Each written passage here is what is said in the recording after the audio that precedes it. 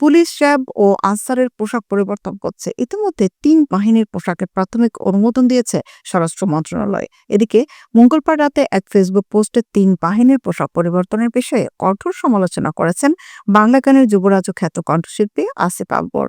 ৩ বাহিনীর পোশাক ডিজাইন, করণীয় সহ সংশ্লিষ্টদের গ্রেপ্তারের দাবি জানিয়েছেন তিনি। ফেসবুকে পুলিশ, র্যাব ও আনসারের পোশাক পরিবর্তনের একটি ছবি পোস্ট করে আসিফ আকবর লিখেছেন, ৩ বাহিনীর এই পোশাকের ডিজাইনার, অনুমোদনকারী এবং সংশ্লিষ্ট কর্তৃপক্ষকে চিকিৎসার জন্য রুচিহীনতার অভিযোগে দ্রুত গ্রেপ্তার করা হোক।